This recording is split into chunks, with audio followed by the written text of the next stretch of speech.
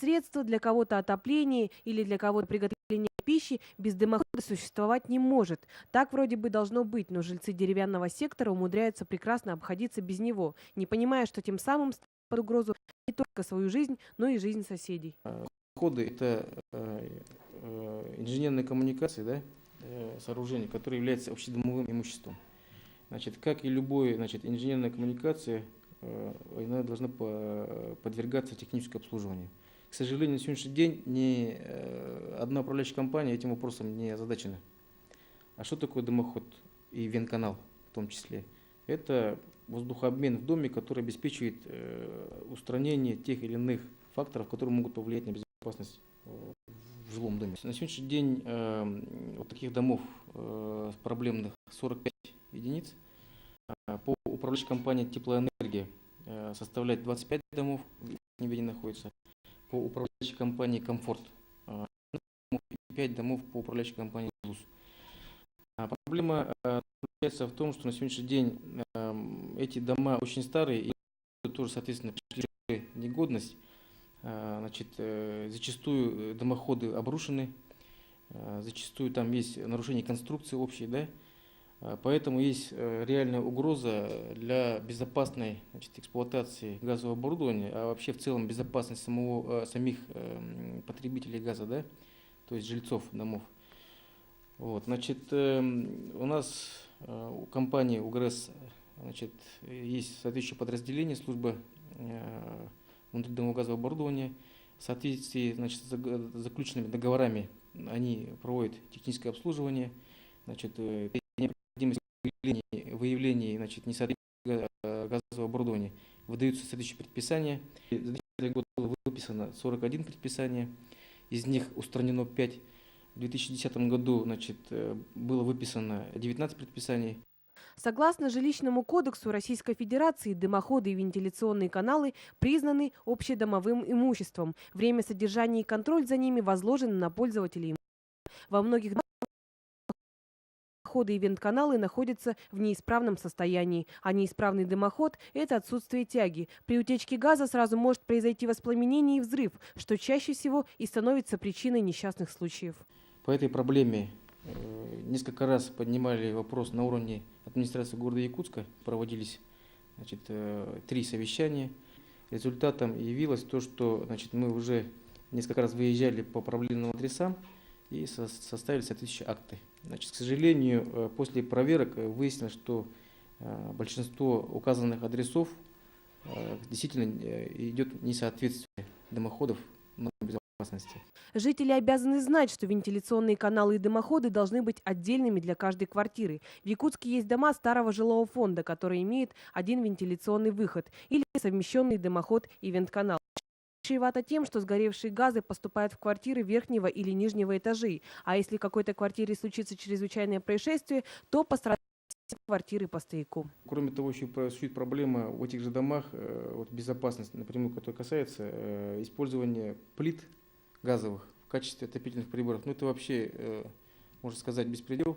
Это прямое, грубое нарушение правил безопасности. Конечно, мы при выявлении пытаемся их отключать, но, к сожалению, попытки все равно продолжаются, да? Хочется как бы напрямую обратиться к абонентам, что этого делать нельзя, потому что вы все прекрасно понимаете, если пожар может возникнуть в одной квартире, может распространиться на весь дом. А деревянный фонд, вы сами знаете, это постройки 70-х годов, то есть они как порох будут сгореть моментально.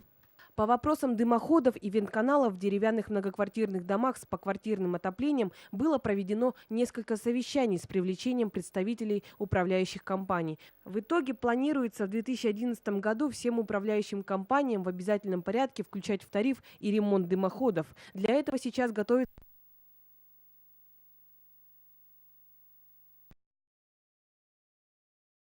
в Якутске это ВДПО и ООО «Первая печная компания». Именно они занимаются проверкой вентиляционных дымовых каналов на предмет неисправности примеру, первая печная компания также еще и проводит разъяснительную работу с жильцами, как правильно эксплуатировать технику и что ни в коем случае она не предназначена для сушки белья. С этого года вплотную занялись проверкой деревянного сектора, то есть управляющие компании начали обращаться с этой проблемой. Ну, как бы ранее этой проблемы не стояло вообще, в принципе, никто как бы не беспокоился об этих домах. Эксплуатировали. То есть сейчас в этом году проверили весь этот сектор, выявлено много нарушений. Сказали, что необходимо производить замену, потому что то есть ремонту это не подлежит. Кирпичное все, обрушенное, обваленное, то есть только замена. Мы в каждой квартире были, как бы мы слышали от людей, что у одних пахнет газом, у других там, ну, элементарно газы, продукты сгорания идут в квартиру, то есть при этом вентиляция не работает, а окна закрыты. То есть люди сами себя травят, они как бы этого не понимают, они привыкли так жить, им никто никогда не объяснял. Дымоходы на деревянном жилом фонде установлены в 70-х годах прошлого века и в результате физического износа находятся в аварийном состоянии, что грозит обрушением. Газовые отопительные котлы на 90% подлежат замене. Мы решили, так сказать, воочию убедиться в правдивости этих цифр совместно с начальником службы внутридомового газового оборудования Сахатранснефтегаз Александром Бочкаревым. По улице Лермонтова, 168/2 только за прошлый год зарегистрировано 2 пожара. К счастью, успели вовремя потушить. В этом домах, видите, вот тут стоят в каждой квартире вот такие отопительные котлы, то есть дома с поквартирным отоплением. И тут самая проблема вот в этих кирпичных дымоходах. Они построены где-то в 70-х, 80-х годах, и уже они устарели. То есть ни разу не был проведен ремонт, кирпичи обрушаются, обрушение было. И видите, вот в прошлом году, тут в ноябре, был пожар, возгорание. Или чудом спасли дом. И также был пожар в 7-й квартире, тут внизу, под этой квартирой. Именно вот из-за дымохода обрушение идет. То есть требуется замена полная дымоходов. Такая же картина и в доме по улице Семена Данилова. Ирина Анатольевна живет здесь вот уже 20 лет. И за это время никаких ремонтных работ по замене дымохода не производилось. На улице тепло и дома тепло, а зимой очень холодно. Котел, конечно, часто закачиваем. Из-за этого вот дымохода все разрушается, кирпич валится. Но вытяжка на вроде более-менее так стала. Я подходила наверх к соседям, они вот эту вот форточку закрыли, и у нас тяга пошла. А если открытая, все, у нас тяга не идет. Потом, когда газовики пришли, сказали, что нам сделали вот это неправильно. Вообще неправильно. А мы ничего не понимаем в этом. Поставили, так поставили. Само подключение неправильно. Вот видите, вот патрубок от котла, и дымоход должен быть не меньше патрубка сечением. То есть где-то должно быть диаметром 150, не меньше. А тут видите труба какая, тут 60 где-то миллиметров. Да. Уже идет сужение, здесь уже может пойти угарный газ. То есть уже тяга сразу автоматически ослабевает, и угарный газ может выйти уже наружу. Тут уже нарушение. И вот такого длинного горизонтального не должно быть. Это уже тоже потеря тяги уже. То есть тяга здесь теряется сразу. В соседнем доме, только уже по улице Космонавтов, проживают пенсионеры. Обогреваются за счет плиты или совсем старенького обогревателя. Риск пожара их, конечно, пугает, но замерзать тоже не хотят. Никаких сдвигов у нас нету. Мы обогреваемся делонги, за свет сейчас вообще, не знаю, рублей по 700 будем платить. А мы ж не работать, чего. Это накладно нам. И так уже сейчас тепло в кухне, потому что холодец варится. А так вот вообще самая теплая комната — это у нас кухня. Окна все затыканы. А уже вот там, теперь это мастер в Краснодаре отдыхает, начальница в отпуске. Я даже не знаю, куда кому идти. На пресс-конференции под руководством Сергея Визера мы поинтересовались у представителей управляющих компаний, обслуживающих эти дома, о том, какая работа ведется в этом направлении. Ответить смогла только компания «Джулус», потому что другие просто-навсего отсутствовали. Уже подготовлена смета на ремонтно-восстановительные работы как раз по этим 5 домам, где у нас имеется газовое отопление. У нас проведены... Есть такая компания, первая печная компания. Проведены в летний период акты осмотров дымоходов, вентиляционных каналов поквартирно. И сейчас у нас совместно с администрацией города, с департаментом ЖКХ разрабатывается программа в дальнейшем, какие действия будут приняты на следующий год, потому что это очень, там, во-первых, также задействованы собственники квартир, которые должны тоже соучаствовать в этой программе. И это рассматривается как бы большое финансирование на этот вид работы, потому что там отдельно не поменяешь ни дымоход, не обойдя как бы замену того же котла. Действительно, на одном из домов по улице Космонавтов мы увидели объявление о собрании. Значит, действительно ведутся работы, пусть хоть и на уровне разговоров. У нас, во-первых, дом 64-го года постройки. Во-вторых, у нас процент износа комиссионно доказали 83%. Вот эта кладка была, вот как дом построили, так эту сделали кладку. Естественно, она вся сгнила. Кирпич тоже имеет свойство гнить и осыпаться.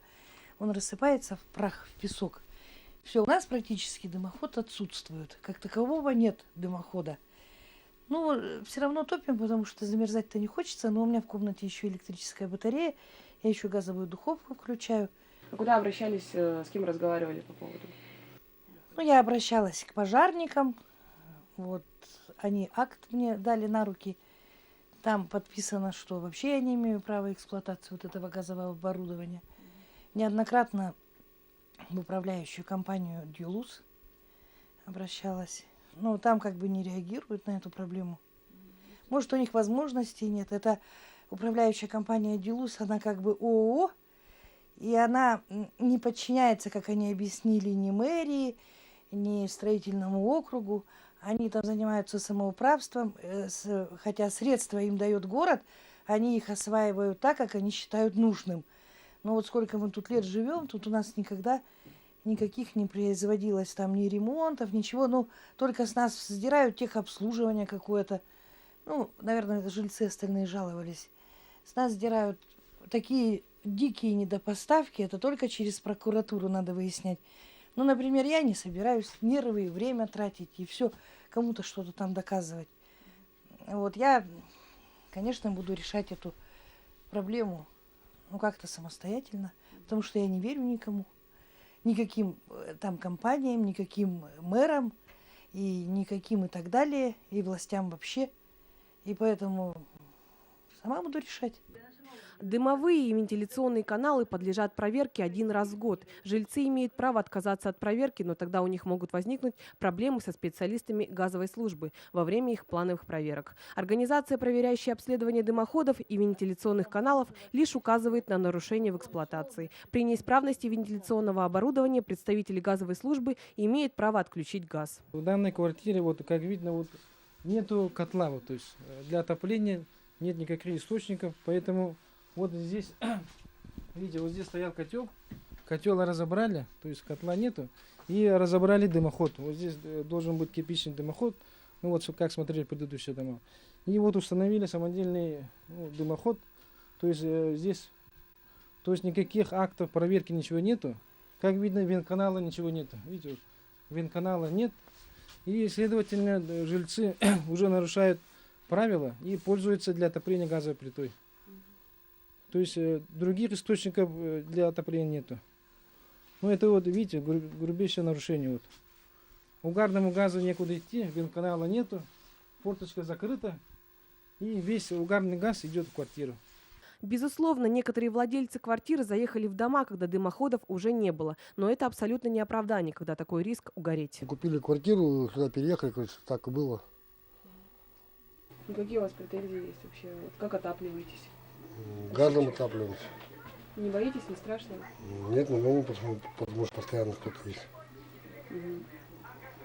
Нет. А так в квартире холодно, да? Прохладно, конечно. Угу.